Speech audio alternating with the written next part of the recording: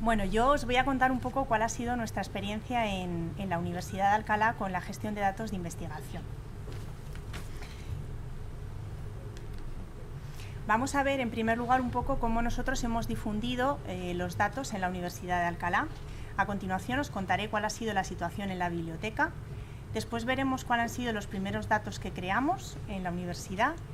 Os hablaré del proyecto Frontexpo y de nuestras expectativas con otros proyectos. En 2016 nosotros nos reunimos con el Servicio de Investigación de la Universidad para realizar un proyecto de integración. ¿Ahora se me oye mejor? ¿Sí? Nos colaboramos con el Servicio de Investigación para realizar un proyecto de integración del repositorio de publicaciones con el portal del investigador, que es este que vemos aquí. Aprovechamos en ese momento para hablarle de nuestro repositorio de datos de Cienciadatos y difundir el repositorio a todos los investigadores de la universidad a través del servicio de investigación, y pusimos un enlace en el portal del investigador para que todos supieran que tenemos este repositorio. Este enlace lleva a nuestra página web, donde tenemos toda la información sobre datos de investigación, donde hablamos de qué son los datos, cómo se pueden gestionar, hablamos de Horizonte 2020, del plan de gestión de datos, por supuesto de cómo pueden depositar los datos y cómo pueden hacerlo en el repositorio de Cienciadatos, y también del portal de Investigam, que ya se ha hablado del consorcio Madroño. Esta información ahora en breve la vamos a trasladar a las LibGuides y vamos a ampliarla y a completarla. Además, para difundir, nosotros utilizamos la página web, las noticias de la página web, donde frecuentemente ponemos un anuncio sobre el repositorio de datos, para recordar a los investigadores que pueden depositar sus datos en él. En cuanto a la situación de la biblioteca, comentaros que a finales del año pasado tuvimos un cambio en el equipo directivo, nombrándose una nueva dirección y 2 nuevas subdirecciones. Además, en el 2018 hasta marzo hemos estado en un proceso electoral para tener un nuevo equipo rectoral. Ahora tenemos un nuevo vicerrector de investigación y transferencia, con el cual nos vamos a reunir para hablar sobre datos de investigación y darle un impulso. A pesar de la difusión que realizamos de los datos de investigación, al principio tuvimos muchas dificultades para conseguir datos de investigación.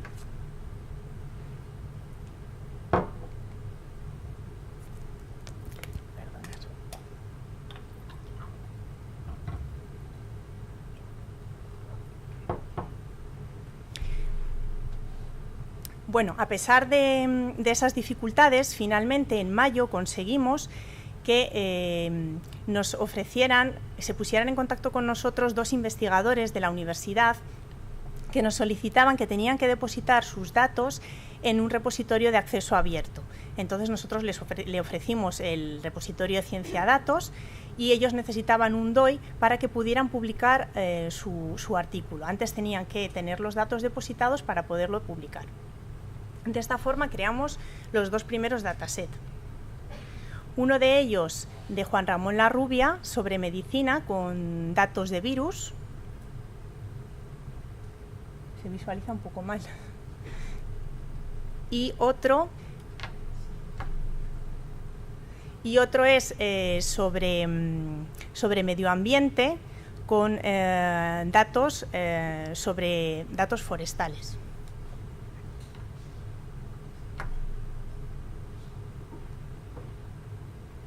Después de estos 2 primeros datasets, estuvimos casi un año sin recibir ningún tipo de datos, sin poder crear nuevos datasets, hasta que en abril de este año, gracias a una compañera de Humanidades, Carmen Lorenzo, se puso en contacto con un investigador y le pedía información sobre el acceso abierto, le habló de su proyecto, y entonces Carmen junto a María Dolores Ballesteros, nuestra directora, le explicaron que este proyecto tenía cabida en el repositorio de datos, y de esta manera el investigador, que se llama José Alfonso, se puso en contacto con nosotros, con mi compañera Rosa Gallego y conmigo, para reunirnos y hablar del proyecto, y nos ofreció sus datos.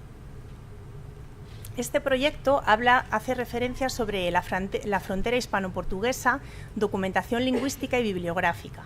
Es un proyecto de investigación lingüística y etnográfica que abarca múltiples aspectos: la antropología, la economía, la geografía y la literatura, cuyo fin es recoger toda la información sobre el territorio fronterizo para documentar la situación más tradicional, el proceso de cambio, el valor del patrimonio cultural y revitalizar ese patrimonio. Durante la primera fase, que abarca del 2015 al 2017, han explorado 64 localidades, distribuidas a lo largo de toda la frontera. En cada una de las zonas han tenido un mínimo de 2 localidades, 2 españolas y 2 portuguesas. Se visualiza.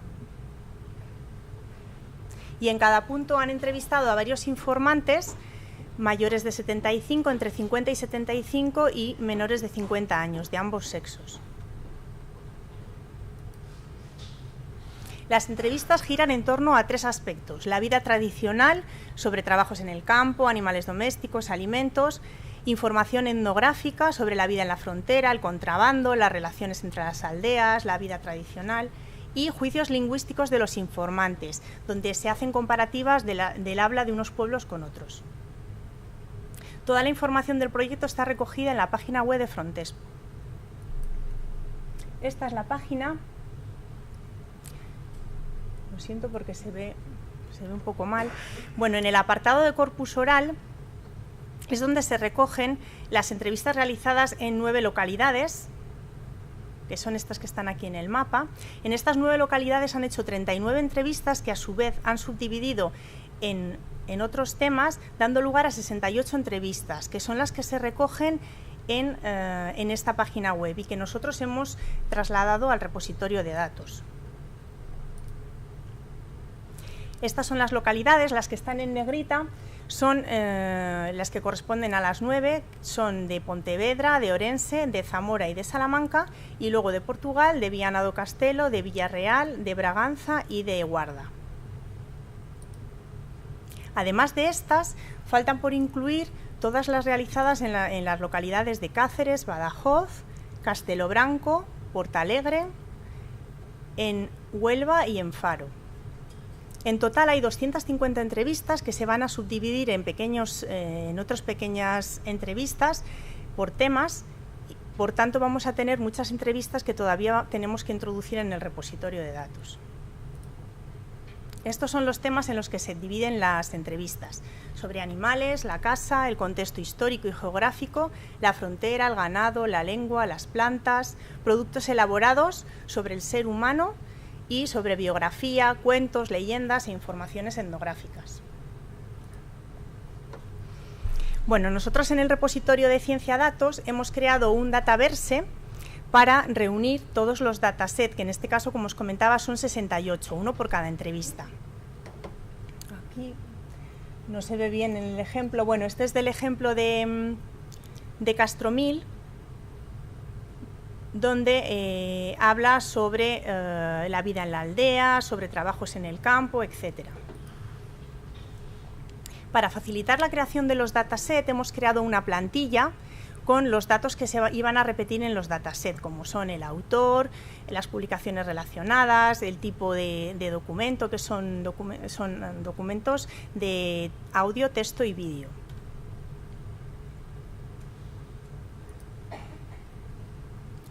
Bueno, ahora quería enseñaros un ejemplo concreto de un dataset al completo. Este de Antonio Lorenzo, de la localidad de Sela, que es de Pontevedra, sobre la vida de antes. En la parte de arriba, en primer lugar, aparece lo que es la cita del dataset, a continuación una descripción breve, la materia, las palabras clave, las publicaciones relacionadas y la web del proyecto. Después están las 4 pestañas de información, ficheros, metadatos que describen el dataset, las condiciones que hacen referencia a la licencia y las versiones.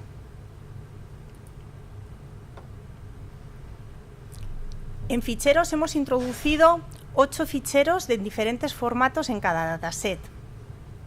el formato MP4 y WebM para vídeo, el formato OGG y WAV para audio. Tenemos también un audio de grabadora de alta densidad, que aquí en la parte de abajo no se visualiza. Al final hemos puesto una nota para indicarlo. Y además hemos introducido también, aparte de estos formatos, hemos introducido las transcripciones de las entrevistas en formato TXT y en formato PDF.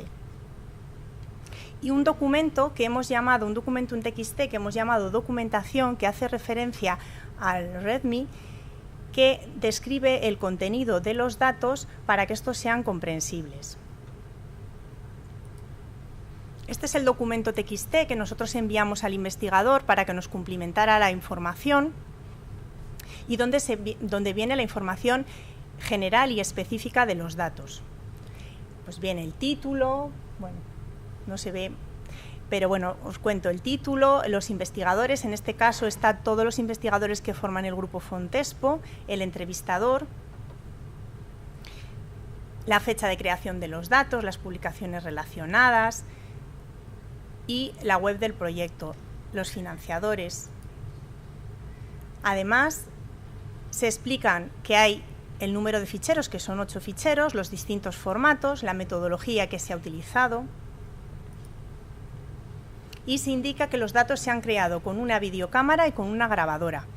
Se especifica que para poder ver los formatos especiales OGG y WebM es necesario un software específico como es el VCL. Se detallan cuáles son los codes de grabación, cuáles son los estándares aplicados y por último incluimos el DOI del dataset. En la pestaña de metadatos describimos todo el contenido de los datos trasladando la información del TXT. Bueno, y aquí se vuelven a repetir título, autor, etcétera, todo lo que es la descripción de los datos detalladamente. En los metadatos se incluyen datos geoespaciales con la localización. Bueno, ahora quería contaros lo que nos ocurrió. Mi compañera María Baeza, creando los datos, se dio cuenta que ella, que los ha creado junto con otra compañera, Sonia Morillas, se dio cuenta que al visualizar la lista de los datasets se veían mal los formatos, no los vais a ver, pero se veían la fecha en diferentes formatos, a pesar que nosotros en el metadato habíamos puesto siempre el mismo formato de creación de los datos, que es año, mes y día. Entonces preguntamos al consorcio Madroño a ver por qué podía ocurrir esto, y nos comentó que depende de la interfaz donde se está trabajando. Entonces, por lo visto, trabajábamos en el interfaz en español y en el interfaz en inglés, que está arriba, y el formato de la fecha se visualizaba de diferente forma. Entonces es una cosa importante, hay que tenerla en cuenta y pues eso, cuando se creen dataset, pues hay que pinchar sobre la interfaz en español y asegurarse si queremos que luego se vean todas las fechas uniformadas.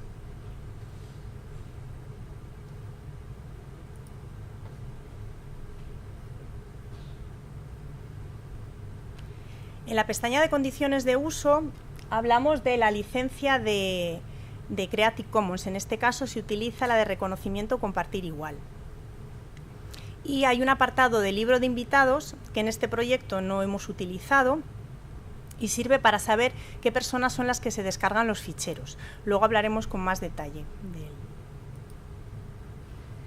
En las versiones, en estos momentos, no hemos publicado ningún dataset, todos están como versión preliminar, porque ahora que hemos terminado de cargar todos los datos, vamos a reunirnos de nuevo con el investigador para que los visualice, para que nos dé el visto bueno, y una vez que esté de acuerdo, publicaremos todos los datasets y entonces se verán como versión primera. Y a continuación, todas las modificaciones que se hagan irán reflejándose como distintas versiones. Bueno, ahora os voy a poner, para que os hagáis un poco una idea de cómo son los datos y las entrevistas, dos breves entrevistas muy cortitas, 1 minuto de cada una, para que veáis un poco cuál es el material. Vamos a empezar por una de Sela, de Pontevedra, del ejemplo que os he puesto sobre la vida de antes.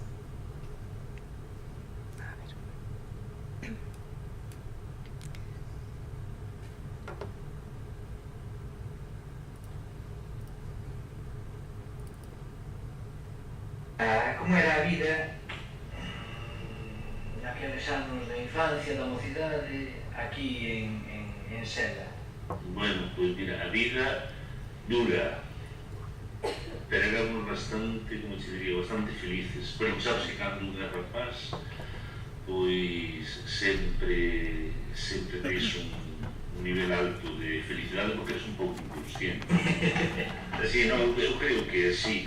Entón, a vida dura porque había momentos que non tiñas todo o que necesitabas. Bueno, sabía lo máis ben na casa porque se comentaba, aunque fora así entre bastidores, non? Comentábase, coña, que non hai tal cousa para comer, que non hai tal outra. Era dura, pero nós éramos un pouquinho, pues, eu que sei, éramos rapaces, non vías máis que xogar, ir á escuela, a mí gustaba bastante ir á escuela, era bastante aplicado. Bueno, dentro do que cabe, dureza, pero felicidade. Eu creo que estabas moito na calle, os rapazes estaban moito na calle, pasaban moitas horas xogando a pelota, sobre todo no verano.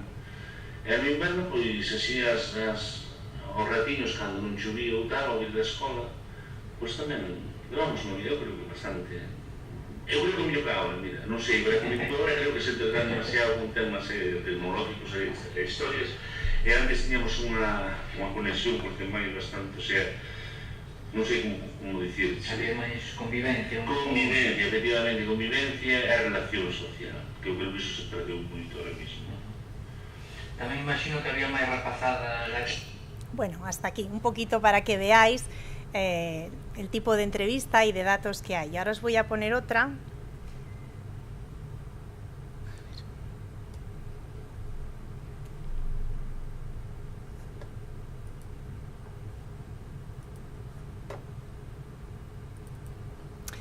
De la localidad de Alamedilla, que pertenece a Salamanca, pero hablan portugués. Espera, os voy a poner... Y habla sobre las partes del cuerpo humano. Entonces voy a poner un trocito concreto sobre cómo dice las partes del cuerpo humano en portugués.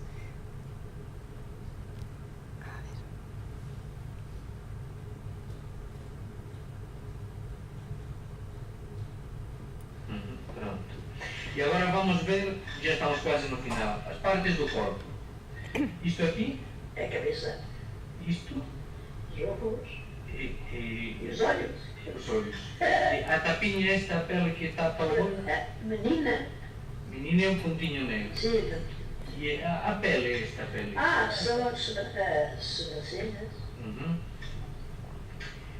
Uma pessoa que não vê, diz que ela está? Cega. Se for um homem, diz que é um homem? Cego. Pronto. Aqui, para morder? Morder? Se tem dentes, morde. Se não tem dentes, toca. E onde vão os dentinhos colocados? São as? São as gengivas ou as enquias. Assim? Isto aqui é uma? Não. Mano ou mão? E as duas são as? 5 dedos. 5 dedos na mão? Nenhuma é igual. É que nenhuma é igual. E as duas são as minhas? As minhas? As minhas mãos. Sim. As duas são as minhas, mas nenhum dedo é igual. E os nomes dos dedos, lembrem? Este é passarinho, mangol, farabolo. Não é assim? Isso é isso. Diga, como é? Passarinho? Passarinho. Não, é mindinho, passarinho, mangol, farabolo, mata-pião. Bueno, hasta aquí, simplemente para que veáis que las entrevistas son de este tipo, entrevistando a varios informantes, como os he dicho, de ambos sexos, y que son principalmente en portugués, en gallego y algunas también en castellano.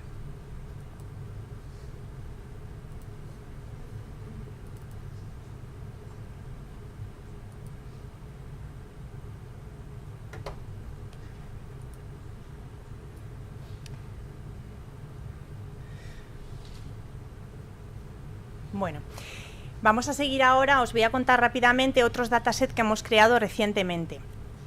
Uno de los primeros investigadores que se puso en contacto con nosotros, Alessandro Leverkus, ha vuelto a enviarnos datos de su investigación relacionados con datos forestales y hemos creado 2 nuevos datasets.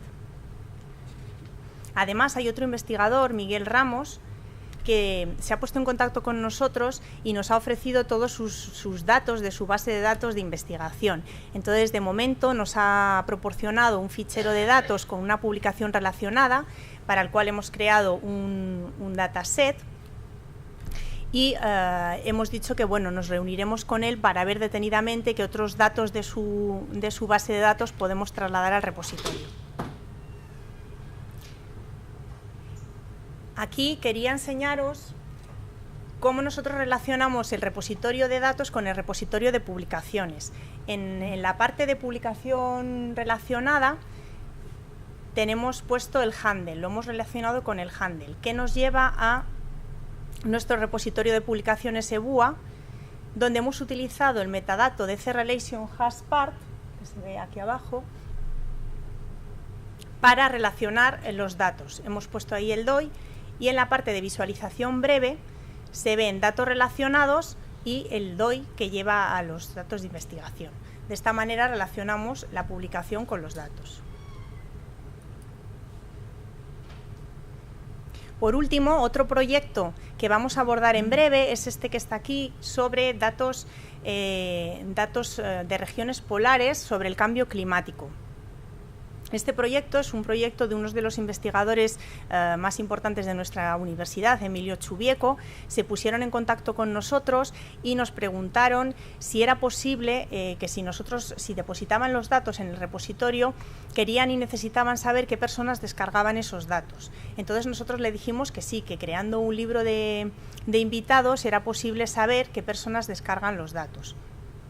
Entonces hicimos un dataverse para este proyecto del cambio climático, un dataset como ejemplo, y les enviamos una URL privada para que vieran cómo creamos un libro de invitados para el proyecto, en el cual se puede pedir que cuando una persona vaya a descargar un fichero ponga su nombre, su email, su institución. Es opcional que dé su posición y luego se pueden realizar las preguntas que nosotros queramos, como por ejemplo, ¿para qué va a utilizar los datos? Si le interesan los datos en un formato, en otro.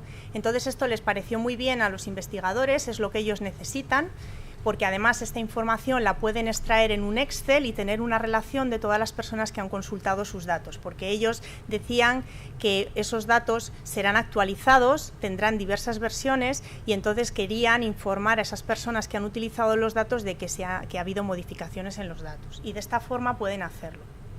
Entonces, ahora a finales de junio nos reuniremos con ellos para trabajar en este proyecto. Bueno, para finalizar, como conclusiones, deciros que nuestras expectativas ahora pues son buenas, a pesar de que al principio nos costó mucho comenzar y conseguir datos. Ahora, afortunadamente, tenemos unos proyectos interesantes, como es el de Frontexpo, que, como os he dicho, quedan muchas entrevistas por introducir y vamos a generar muchos datasets. Y luego tenemos este otro proyecto del cambio climático muy interesante, que también vamos a abordar en breve.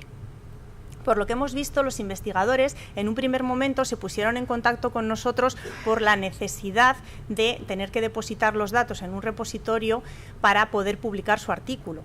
Entonces, esta sí fue el primer contacto con los datos. Pero luego hemos visto que otros investigadores se están preocupando mucho por la conservación y preservación de sus datos, que es lo que más les interesa, y también nos ofrecen los datos para ello.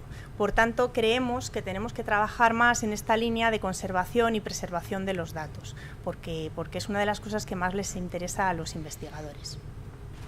Si tenéis alguna pregunta, pues muchas gracias.